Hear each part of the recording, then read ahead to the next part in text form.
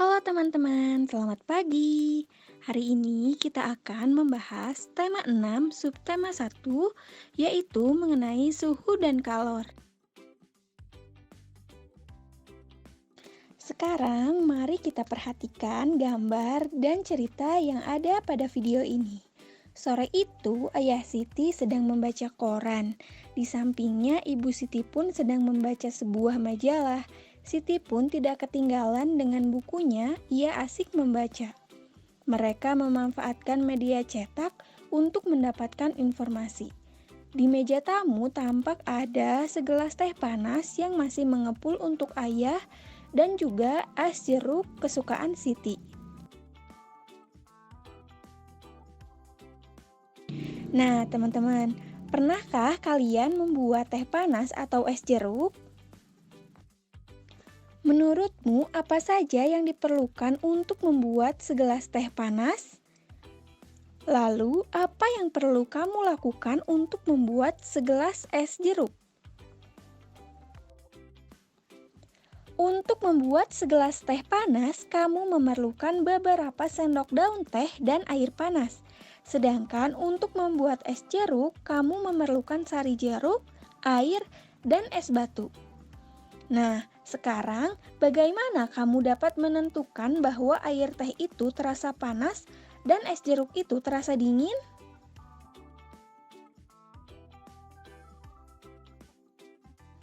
Nah, jadi teman-teman, sebenarnya dalam kehidupan sehari-hari, kita ini sering mengukur suhu dengan sentuhan telapak tangan. Indra peraba atau kulit akan mengirimkan informasi ke otak untuk membantu kalian bahwa sesuatu itu terasa panas atau dingin. Nah, teman-teman, menurut kalian apakah indra peraba ini dapat digunakan untuk mengukur suhu suatu benda? Atau dapatkah kalian menentukan dengan tepat perbedaan suhu antara dua benda dengan menggunakan peraba pada telapak tangan?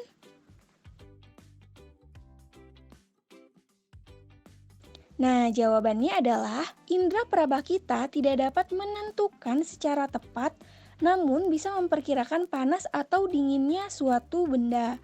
Nah, indera peraba kita ini juga tidak bisa menjelaskan berapa derajat panas atau dinginnya suatu benda.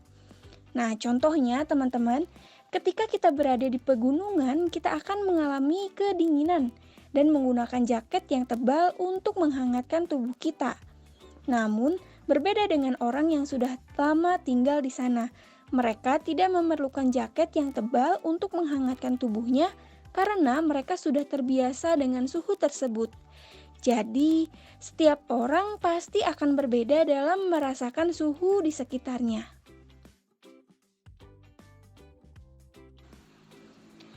Nah, teman-teman, hal ini membuktikan bahwa indera peraba ini tidak dapat digunakan untuk mengukur derajat suatu benda, karena setiap orang memiliki perbedaan dalam merasakan suhu di sekitarnya. Dalam ilmu pengetahuan alam, untuk menyatakan tingkat panas atau dinginnya suatu keadaan, ini digunakan suatu besaran yang disebut suhu atau temperatur. Nah, teman-teman, suhu yang tadi kita pelajari ini berbeda dengan panas atau kalor. Jadi, panas atau kalor ini adalah suatu energi yang dapat diterima dan dilepaskan oleh suatu benda. Panas atau kalor ini besarannya itu disebut sebagai kalor dan untuk mengukurnya adalah kalorimeter. Contohnya seperti logam yang dipanaskan di atas api, batangnya akan mendapatkan energi panas dari api yang membuat panas dan otomatis suhunya meningkat. Dan ketika logamnya dingin, maka suhunya juga akan menurun. Beberapa contoh sumber panas yang dapat kita temukan dalam kehidupan sehari-hari yaitu matahari, api, listrik, batu bara, panas bumi, dan gesekan suatu benda. Nah, teman-teman, kalian tahu nggak sih siapa yang pertama kali membuat termometer? Nah, jadi Alat ukur termometer pertama kali dibuat oleh Galileo Galilei pada tahun 1592 menggunakan udara dan air. Kemudian pada tahun 1714, Daniel Gabriel Fahrenheit membuat termometer yang berisikan air raksa. Dan pada akhirnya termometer yang sering sekarang kita gunakan yaitu termometer skala yang ditemukan oleh Andreas Celsius, ilmuwan asal Swedia yang menggunakan besaran Celsius dan ukuran 0 sampai 100 derajat. Nah, teman-teman, jadi dari pemaparan tadi dapat kita ketahui bahwa suhu dan kalor adalah sesuatu yang berbeda. Nah, perbedaannya dapat kita lihat bersama-sama ya. Yang pertama, suhu adalah besaran derajat suatu benda, sedangkan kalor atau panas adalah energi. Yang kedua, suhu tidak bisa berpindah namun bisa naik turun atau berubah, sedangkan kalor atau panas dapat berubah dan dapat berpindah dari benda satu ke benda lainnya. Yang ketiga, satuan suhu adalah Celsius, Fahrenheit, Reaumur, dan Kelvin. Namun di Indonesia biasa menggunakan Celsius, sedangkan satuan kalor atau panas adalah kalori. Yang terakhir, alat untuk mengukur suhu adalah termometer, sedangkan alat untuk mengukur kalor atau panas adalah kalorimeter. Nah, teman-teman, sekarang ayo kita menonton satu video yang menunjukkan percobaan sederhana dari cara kerja termometer yang nantinya bisa teman-teman coba di rumah masing-masing.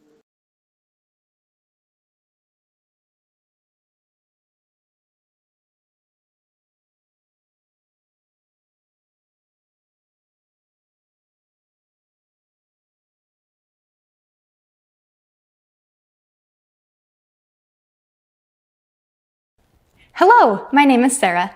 Today, I'm going to show you the Build a Thermometer experiment from Lesson 8 of the Energy Science Unit from The Good and the Beautiful.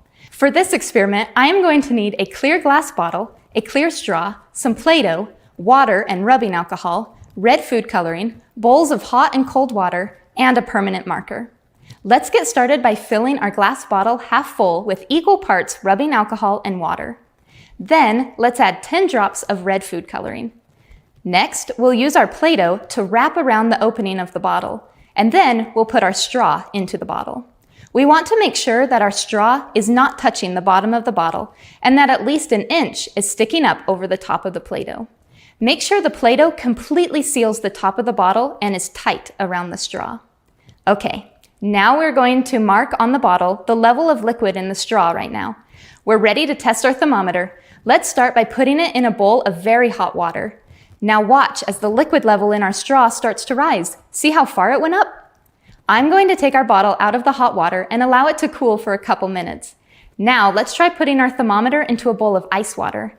After a couple of minutes, what happens? See, the liquid inside our straw is starting to drop again. Our analog thermometer is measuring the heat inside the bottle.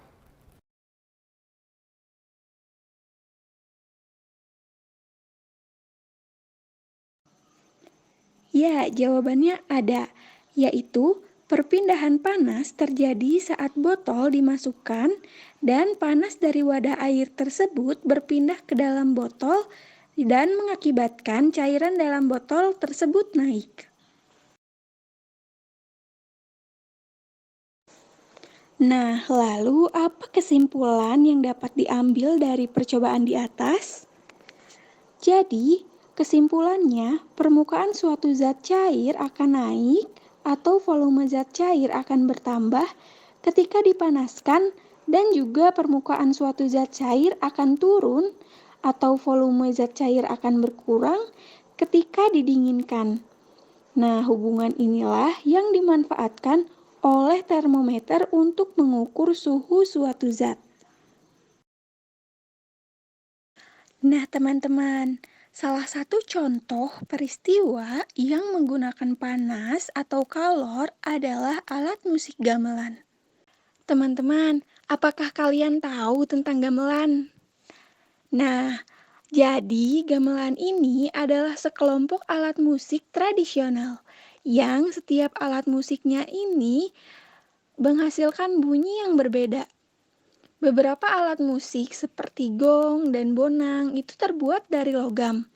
Nah, dalam pembuatan gong dan bonang ini harus dibentuk dengan cara dipanaskan.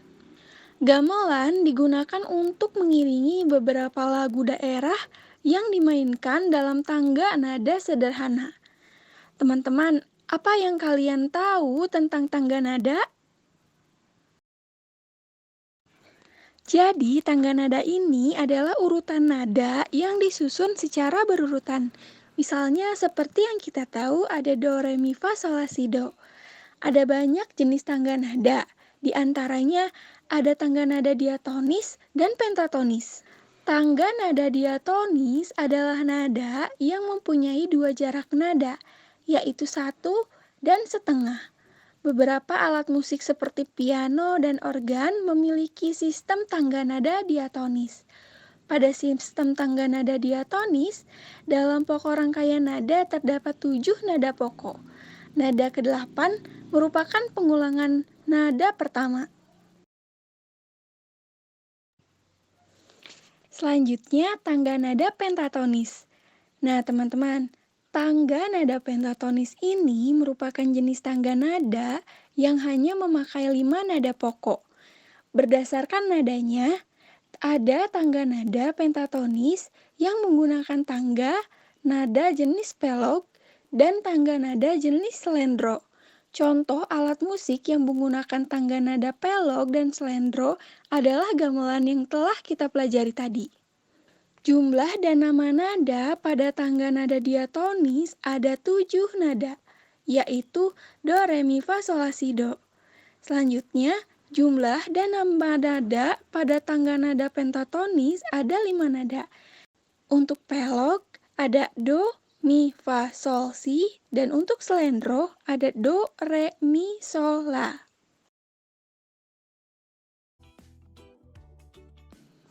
Nah, berikutnya kita akan mempelajari perubahan benda akibat perubahan suhu, yaitu pemuaian dan penyusutan. Perubahan benda akibat perubahan suhu yang akan menyebabkan benda mengalami pemuaian dan penyusutan. Pemuaian dan penyusutan ini dapat terjadi pada zat padat, gas, dan cair. Nah, apa sih arti pemuaian dan penyusutan? Jadi, teman-teman, pemuaian ini terjadi karena suatu benda mengalami peningkatan suhu atau terkena suhu panas yang mengakibatkan benda menjadi bertambah panjang, lebar, luas, ataupun berubah volumenya. Sedangkan penyusutan ini terjadi karena benda mengalami penurunan suhu, terkena suhu dingin yang mengakibatkan benda menjadi berkurang panjang, lebar, luas, ataupun berubah volumenya. Nah, beberapa peristiwa dari pemuaian yang dapat kita temukan dalam sehari-hari yaitu pertama, ada pemasangan kaca jendela. Jadi, para tukang kayu merancang ukuran bingkai lebih lebar dari ukuran kaca sebenarnya.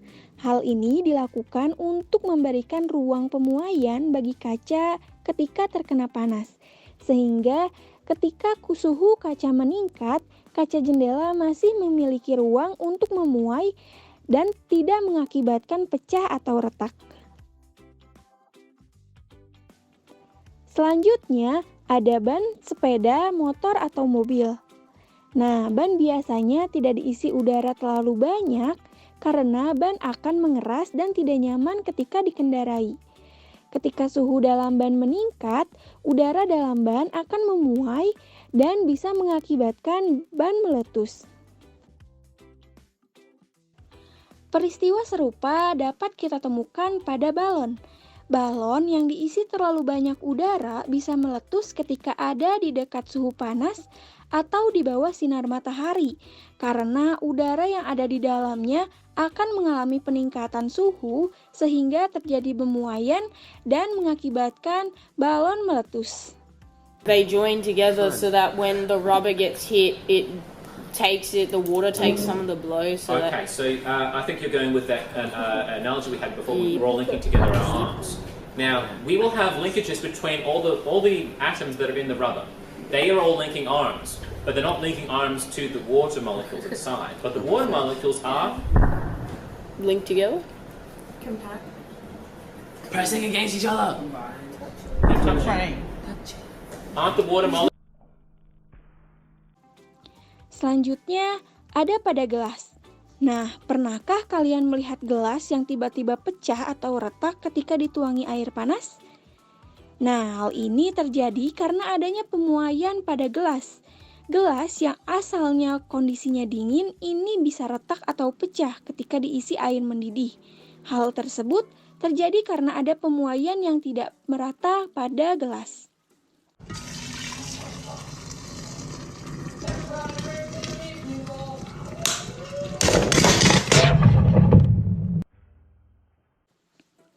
Selanjutnya, pemuaian dapat kita temukan pada sambungan rel kereta.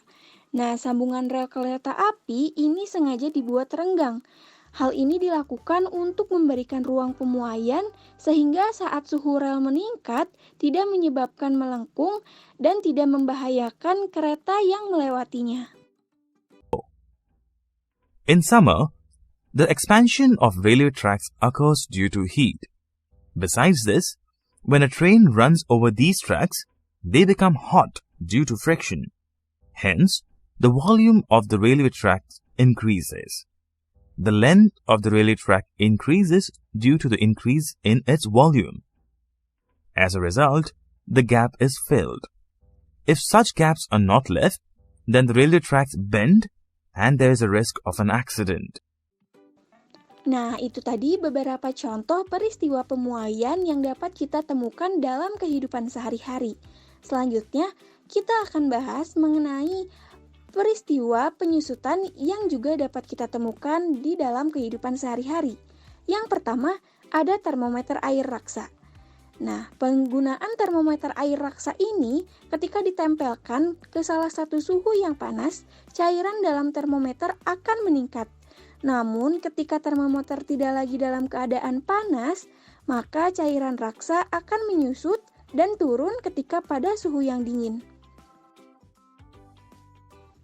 Nah, contoh selanjutnya ada pada pemasangan kabel listrik dan telepon.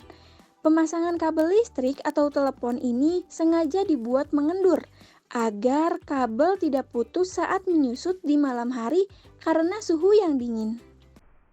During summer, loops are formed in electric wires. Do you know why? Electric wires are made up of copper or aluminium. During summer, because of extreme heat, this wire expands, and as a result, the length of the wire increases and loops are formed. Contoh lainnya yaitu ada agar-agar. Nah, agar-agar ini biasanya terlihat penuh di wadah ketika masih ada di suhu yang panas. Nah, namun ketika suhu agar-agar menurun, agar-agar akan mengalami penyusutan dan ukurannya akan terlihat lebih sedikit dari sebelumnya. Kemudian, ban sepeda motor dan mobil. Ban sepeda motor atau mobil yang telah dipompa penuh, kemudian diletakkan di lantai rumah dengan suhu dingin, akan mengempis setelah beberapa hari. Hal ini terjadi karena adanya penurunan suhu udara dalam ban sehingga mengalami penyusutan karena udara yang dingin.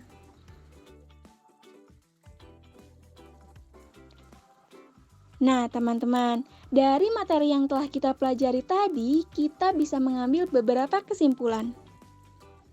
Beberapa contoh dari sumber panas yang dapat kita temukan dalam kehidupan sehari-hari yaitu matahari, api, listrik, batu bara, panas bumi, dan gesekan suatu benda. Satuan panas dinyatakan dalam kalori dan diukur dengan kalorimeter. Perubahan benda akibat perubahan suhu akan mengalami pemuaian dan penyusutan. Pemuaian terjadi karena benda mengalami peningkatan suhu atau panas, sehingga benda bertambah panjang, lebar, luas, ataupun berubah volumenya. Kemudian penyusutan terjadi karena benda mengalami penurunan suhu atau dingin, sehingga benda menjadi berkurang panjang, lebar, luas, ataupun berubah volumenya. Nah, semoga teman-teman semua yang menyimak bisa paham mengenai materi suhu dan kalori. Terima kasih teman-teman.